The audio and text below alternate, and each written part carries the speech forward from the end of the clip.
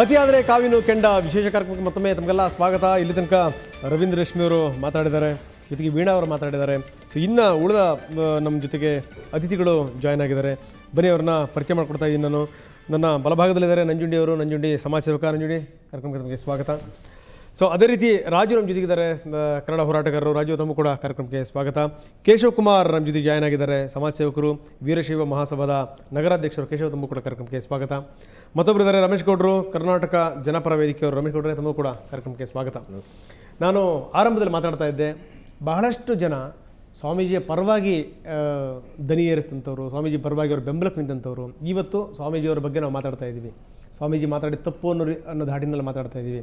ನಿಜ, ನಾನು ಹೇಳ್ತಾ ಇದ್ದೆ, ಯಾವಾಗ ಒಂದಷ್ಟು ಜವಾಬ್ದಾರಿಗಳು ಕೊಟ್ಟಿರುತ್ತ ಸಮಾಜ, ಆ ಜವಾಬ್ದಾರಿನ ಅರ್ಥಕೊಳ್ಳೋದನ್ನೇ ಹೋದರೆ, ಬಾಯಿ ಬಂದಂಗೆ ಮಾತಾಡೋದೇ ನನ್ನ ಧ್ಯೇಯ ಅಂದ್ಕೊಂಡ್ಬಿಟ್ರೆ ಯಾರು ಬೇಕಾದರೂ ಹಾದಿ ತಪ್ತಾರೆ ಅನ್ನೋದು. ಏನಂತೀರಿ ರಮೇಶ್ ಗೌಡ್ರೆ ತಾವು? ಇದು ನಿಜ.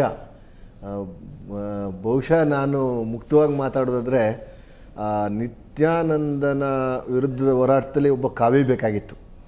ನಾವೆಲ್ಲರೂ ದನಿ ಎತ್ತಿದ್ದಕ್ಕೆ, ನೀವು ನಿಮ್ಮ ವಾಹಿನಿಯಲ್ಲಿ ಬಂದಂಥ ವಿಚಾರದಲ್ಲಿ ನಾವೆಲ್ಲರೂ ದನಿ ಎತ್ತಿದ್ದಕ್ಕೆ, ನೀವು ಆ ಸಂದರ್ಭದಲ್ಲಿ ಒಬ್ಬ ಸ್ವಾಮೀಜಿಯನ್ನು ನೀವು ಪರಿಚಯ ಆಯ್ತೋ ಏನೋ ಗೊತ್ತಿಲ್ಲ ನನಗೆ, ನೀವು ಅವ್ರನ್ನ ಹೆಚ್ಚು ಪ್ರೊಜೆಕ್ಷನ್ ಮಾಡಿ ಬಹುಶಃ ಈಚೆಗೆ ತಂದ್ರಿ.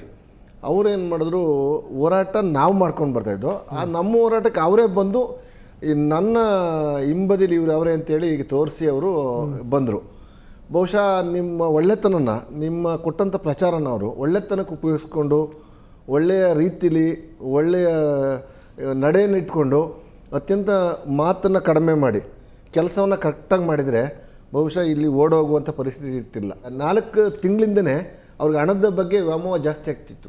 ಅನೇಕರಿಗೆ ಎದುರಿಸ್ತಾಯಿದ್ರು, ಅನೇಕರಿಗೆ ನಿಮ್ಮ ಚಾನಲ್ನ ಹೆಸರು ಹೇಳ್ಕೊಂಡು ದುರುಪಯೋಗ ಪಡಿಸ್ಕೊಳ್ತಾಯಿದ್ರು. ನಾವು ಹೆಂಗೆ ನಿಮ್ಗೆ ಹೇಳೋದು, ಈ ಹೇಳಿದ್ರೆ ನನ್ನನ್ನು ತಪ್ಪು ತಿಳ್ಕೋಕ್ಕೆ ಸಾಧ್ಯತೆ ಅಂತ ಹಿಂಗೆ ಸ್ವಲ್ಪ ನಾನು ಒಂದು ಸೈಡ್ ಥಿಂಕ್ ಮಾಡಿಬಿಟ್ಟೆ. ಬಹುಶಃ ಅವ್ರಿಗೆ ಇತ್ತು, ಒಂದು ವಾರದಿಂದ ನಾವೆಲ್ಲ ಕುಳಿತು ಮಾತಾಡಿದಂಥ ಸ್ಟ್ರಿಂಗ್ ಆಪ್ರೇಷನ್ ಮಾಡಿ ಅತ್ಯಂತ ಇದಾಗಿ ಹೆಸರು ಪಡೆದಂಥವ್ರು ಅವರೇ ಹೋಗಿ ಸ್ಟ್ರಿಂಗ್ ಆಪ್ರೇಷನಲ್ಲಿ ಬಲಿ ಬಿದ್ದು 11 ಕೋಟಿ ಫಾರ್ಚುನರ್ಗೆ ಇದಾದ್ದು ಈ ನಾಡಿನಲ್ಲಿ ಒಂದು ದುರ್ದೈವ. ಕಾವಿ ಹಾಕ್ಕೊಂಡು ಬಂದು ಆ ಕಪಟಿಯ ಒಂದು ಇದರಲ್ಲಿ ಸಿಗಾಕೊಂಡದ್ದು ಒಂದು ರೀತಿ ನಮಗೆಲ್ರಿಗೂ ಎಸಗುವಂಥ ಅಪಚಾರ ಅಂತ ನಾನು ಭಾವಿಸ್ಕೊತೀನಿ. ಎಸ್ ಗೌಡ್ರೆ, ಮತ್ತಷ್ಟು ನಾನು ನಿಮ್ಮ ಜೊತೆಗೆ ಮಾತಾಡ್ತೀನಿ. ಬನ್ನಿ, ನಂಜುಂಡಿ ಇದ್ದಾರೆ. ನಂಜುಂಡಿ ಅವರ ಹುಷಾರಿಲ್ಲ ಅನ್ನುವಂಥ ಸಂದರ್ಭದಲ್ಲಿ ಅವ್ರನ್ನ ಹಾಸ್ಪಿಟ್ಲಿಗೆ ಸೇರಿಸಿ ಅವರ ಸೇವೆ ಮಾಡಿದಂಥ ಹುಡುಗ ನಂಜುಂಡಿ. ಏನಂತೀರಿ ನೀವು? ಕರ್ನಾಟಕದ ಜನ ಎಷ್ಟು ಒಳ್ಳೆಯ ಜನ, ಕರ್ನಾಟಕದ ಸಂಘಟನೆಗಳು ಎಷ್ಟು ಒಳ್ಳೆಯದು ಅನ್ನೋದಕ್ಕೆ ಇದು ನಿದರ್ಶನ.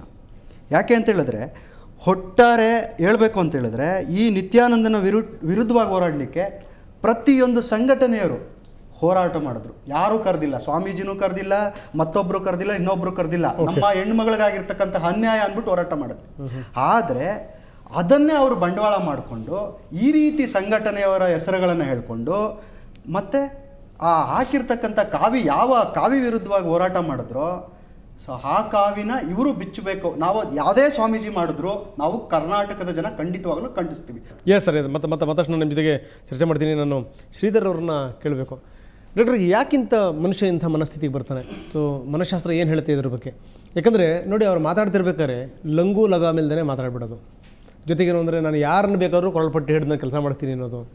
ಯಡಿಯೂರಪ್ಪ ಹೇಳಿದ್ರೆ ನನ್ನ ಕಾಲ ಹತ್ರ ಬಂದು ಬೀಳ್ತಾನೆ ಅನ್ನುವಂಥದ್ದು.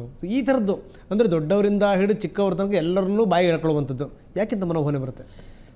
ರಂಗನಾಥ್, ಇದನ್ನು ಈ ಒಂದು ಹಿನ್ನೆಲೆಯಲ್ಲಿ ಮಾತಾಡಬೇಕಂತಂದರೆ, ಇಲ್ಲಿ ವಿಶೇಷವಾಗಿ ವಿದ್ಯುನ್ಮಾನ ಮಾಧ್ಯಮಗಳಲ್ಲಿ ದೃಶ್ಯ ಮಾಧ್ಯಮಗಳ ಪಾತ್ರ ತುಂಬ ಗಂಭೀರವಾದದ್ದು, ದೊಡ್ಡದ್ದು ಅನಿಸುತ್ತೆ. ಯಾಕೆ ಅಂತಂದರೆ, ವ್ಯಕ್ತಿತ್ವದಲ್ಲಿ ಅನೇಕ ರೀತಿಯ ವ್ಯಕ್ತಿತ್ವಗಳಿರ್ತವೆ. ಕಾವಿ ಬಗ್ಗೆ ನಮ್ಮ ಜನ ಮನದಲ್ಲಿರುವಂತಹ ಭಾವನೆಗಳನ್ನು ಏಕಾಏಕಿ ಬದಲಾಯಿಸೋಕ್ಕೆ ಸಾಧ್ಯ ಇಲ್ಲ. ಯಾಕೆ ಅಂತಂದರೆ ಅದು ಅನುಗತವಾಗಿ ಬಂದಂತಹ ಒಂದು ಗುಣ. ಅದರಿಂದನೇ ಎಷ್ಟೋ ಜನ ಮಾನಸಿಕ ಸುಸ್ಥಿತಿಗೆ ಬರುವಂತಹ ಸಾಧ್ಯತೆಗಳು ಇವೆ. ರವೀಂದ್ರ ರೇಷ್ಮಿ ಅವರು ಮಾತು ಹೇಳಿದ್ರು, ಅಂದರೆ ಆ ವ್ಯಕ್ತಿ ಏನು ಎತ್ತ, ಜೊತೆಗೆ ಆ ಮಠದ ಹಿನ್ನೆಲೆ ಏನು ಅಂತ. ಸೊ ಯಾವ ಇದರಿಂದ ಬೆಳ್ಕೊಂಬಂದಿರೋರು ಅಂತ ಭಾಳ ಇಂಪಾರ್ಟೆಂಟ್ ಅದು ಅಂತ. ಹೌದು, ಅಲ್ಲ ಅದೇ ಈ ಪರಂಪರೆಯ ಬಗ್ಗೆ ಎಲ್ಲರಿಗೂ ಒಂದಲ್ಲ ಒಂದು ರೀತಿ ಕೇಳಿಸ್ಕೊಂಡಿರ್ಬೋದು, ಆಚರಣೆಯ ಮೂಲಕ ಬಂದಿರ್ಬೋದು, ಅನುಸರಿಸಿ ಮಾಡ್ಕೊಂಡಿರ್ಬೋದು, ಓದಿ ಕಲ್ತಿರ್ಬೋದು, ನೋಡಿ ಮಾಡಿರ್ಬೋದು. ಇವೆಲ್ಲವನ್ನು ಒಟ್ಟಾರೆ ತರುವಂತಹ ಒಂದು ಬಲ ದೃಶ್ಯ ಮಾಧ್ಯಮಗಳಲ್ಲಿ ನಿಜ. ನೀವು ಅವರನ್ನು ತಂದು ಅವಕಾಶ ಕೊಟ್ಟಾಗ ಅವರಿಗೇನಾಗುತ್ತದೆ, ಸಾಮಾನ್ಯವಾಗಿ ಉನ್ಮಾದ ಸ್ಥಿತಿಯಲ್ಲಿರುವಂತಹವರಿಗೆ ಇಂತಹದ್ದು ಅತಿಯಾದ ಪ್ರೇರಣೆಯನ್ನು ಕೂಡ ಕೊಡುತ್ತೆ, ಹುಮ್ಮಸ್ಸು ಕೊಡುತ್ತೆ. ಉದಾಹರಣೆಗೆ ಮದ್ಯಪಾನ ಮಾಡಿದವನಿಗೆ ತನ್ನಲ್ಲಿ ಇರುವಂತಹ ಗುಣಗಳನ್ನು ಹೊರಗಡೆ ತರೋದಕ್ಕೆ ಒಂದು ಅವಕಾಶ, ಆದರೆ ಅದು ಮಧ್ಯದಲ್ಲಿ ಆ ಗುಣ ಇಲ್ಲ, ಅದು ತಗೊಂಡಿದ್ದೀನಿ ಅನ್ನುವಂತಹ ಒಂದು, ನೀವು ನೀರು ಕೊಟ್ಟುಬಿಟ್ಟು ಇದಕ್ಕೆ ಒಂದು ಹೆಸರಿಟ್ಟು ಕೊಟ್ಟರು ಕೂಡ ಎಷ್ಟೋ ಜನ ಮಾತಾಡಬಲ್ಲರು. ಅಂದರೆ ಕೆಲವು ರೀತಿಯಲ್ಲಿ ಕೆಲವು ವ್ಯಕ್ತಿಗಳಲ್ಲಿ ಇಂತಹದ್ದು ಗುಣ ಇದೆ.